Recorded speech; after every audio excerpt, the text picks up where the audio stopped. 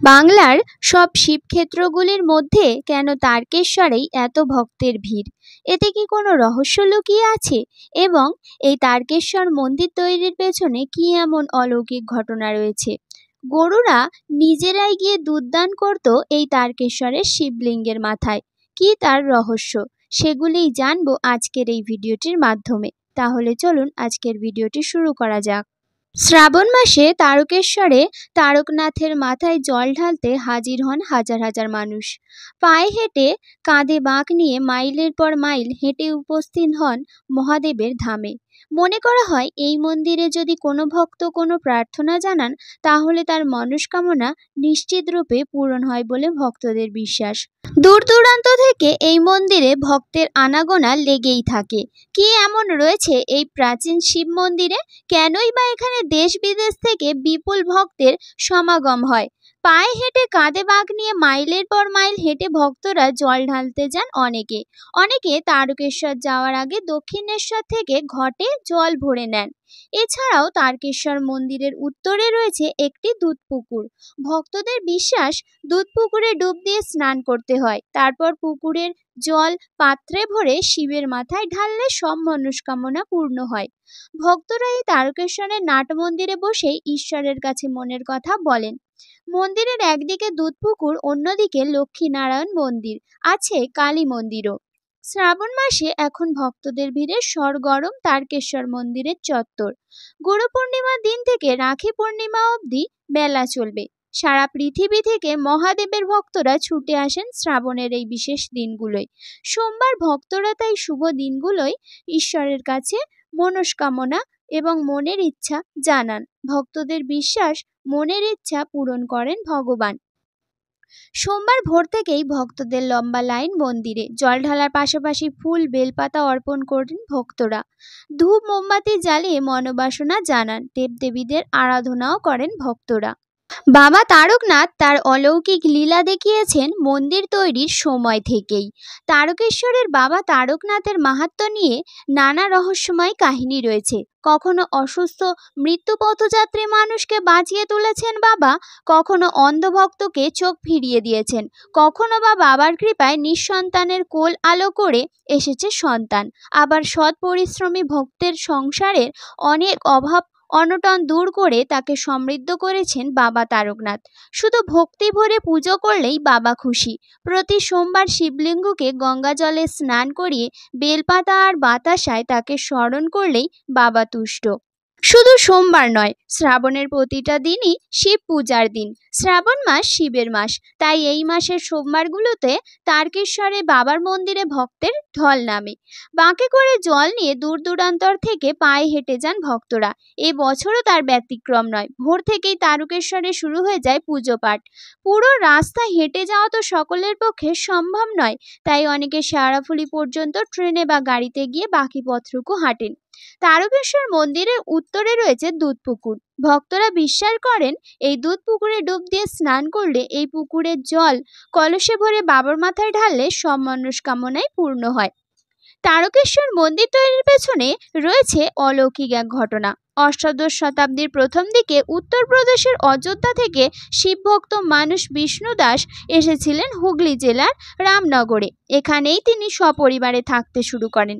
জায়গাটি তখন বন জঙ্গলে ভরা ছিল। বিষ্ণু দাসের ভাই ভারমল্ল রোজ বনে যেতেন ফলমূল ও মধু সংগ্রহ করতে। প্রায় তিনি লক্ষ্য করতেন একটি বড় কালো রঙের শিলাখণ্ডের ওপর গাভীরা এসে দুধ দিয়ে যায়। এই অদ্ভুত ঘটনা তিনি তার দাদাকে বলেন। শিবভক্ত বিষ্ণু দাস বনে এসে এই দৃশ্য দেখে শিহরিত হন। এর পরের রাতেই দেবাদিদেব তাকে স্বপ্নে দেখা দেন, বলেন, তোমার সাধ্যমতো আমার মন্দির তৈরি করে পুজো করো। বিষ্ণু দাস তার ভাই ভারমল্লকে শিব মন্দির তৈরির ভার দেন। মন্দির তৈরি করতে গিয়েও বাবার লীলা দেখেছিলেন বিষ্ণু দাস ভারমল্ল। বিষ্ণু দাসের কথা শুনে খুব আনন্দ পেয়েছিলেন ভারমল্ল। তিনি লোক লস্কর নিয়ে বনে গেলেন সেই অলৌকিক শিলাখণ্ডকে তুলে আনতে। শিলাখণ্ডটি দিয়ে শিবলিঙ্গ তৈরি করিয়ে মন্দিরে প্রতিষ্ঠা করাই তার উদ্দেশ্য ছিল। কিন্তু বাবা তারকনাথ আবার তার লীলা দেখালেন। সেই শিলাখণ্ড এক চুলও সরাতে পারলেন না কেউ। চিন্তায় আকুল হয়ে ভারমল্ল বাবা তারকনাথ তাকে স্বপ্নাদেশ দিলেন, এই শিলা কাশী পর্যন্ত বিস্তৃত, তাই সরানো যাবে না, না সরিয়ে ওখানেই আমার মন্দির প্রতিষ্ঠা করো। তাই হলো। সুন্দর একটি আটচালা মন্দির তৈরি হলো। সামনে বিশাল নাট মন্দির। ভক্তরা এই নাট মন্দিরে বসেই বাবা তারকনাথের কাছে নিজের মনের কথা বলেন, তার নাম জপ করেন। উত্তরে দুধপুকুর, অন্যদিকে লক্ষ্মীনারায়ণ মন্দির ও কালী মন্দির। শান্ত পরিবেশ। তবে এই শ্রাবণ মাসে ভক্তের স্রোতে কিছুটা উত্তাল হয় তারকেশ্বর মন্দিরের চত্বর। গুরু পূর্ণিমার দিন থেকে শুরু হয়ে যায় শ্রাবণী মেলা। এবারেও চলছে মেলা। দ্বাদশ জ্যোতির্লিঙ্গের অন্যতম এই স্বয়ম্ভু শিব। দেশ জুড়ে ছড়িয়ে থাকা 12টি উল্লেখযোগ্য শিবলিঙ্গের মধ্যে অন্যতম তারকেশ্বরের বাবা তারকনাথ। কারণ স্বয়ম্ভু শিবলিঙ্গ খুব কমই আছে এখানে। বিষ্ণুদাস ভারমল্লের তৈরি এই মন্দির বিভিন্ন রাজার আমলে বারবার সংস্কার হয়েছে, তবে আটচালা মন্দিরের রূপ কেউ বদল করেননি। বাবা তারকনাথ যেমন সাদামাটা থাকতে ভালোবাসেন, তেমনই পরিবেশ তারকেশ্বর মন্দিরের। শুধু ভারত নয়, সারা পৃথিবী থেকে শিব ভক্তরা ছুটে আসেন এই শ্রাবণের শুভ দিনগুলোয়। লীলাময় বাবা তারকনাথের কাছে উজাড় করে দেন নিজেদের। ভক্তের মনের সব ইচ্ছা পূরণ করেন বাবা। গরুরা নিজেরাই গিয়ে দুধ দান করত তারকেশ্বরের শিবলিঙ্গের মাথায়। চলুন তার রহস্য আর জেনে নিই। হুগলি জেলায় রয়েছে মহাদেবের এই প্রাচীন মন্দিরটি। কলকাতা থেকে এর দূরত্ব 58 কিলোমিটার। কথিত আছে এই মন্দিরটি প্রতিষ্ঠা করেছিলেন এক অবাঙালি শিবের উপাসক, তার নাম বিষ্ণুদাস।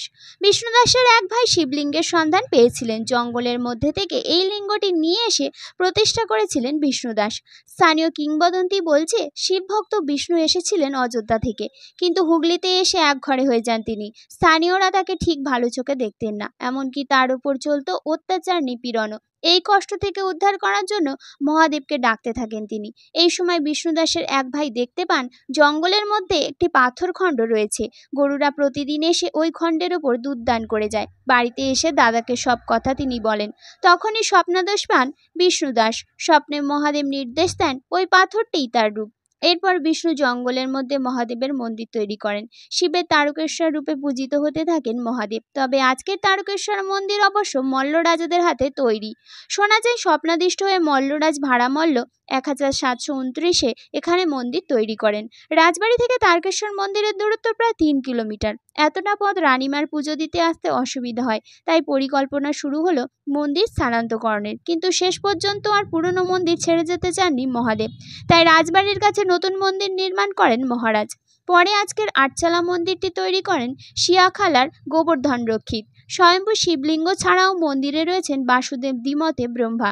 তারকেশ্বর মন্দির বাংলার ঢালা স্থাপত্যের আদর্শ একটি উদাহরণ।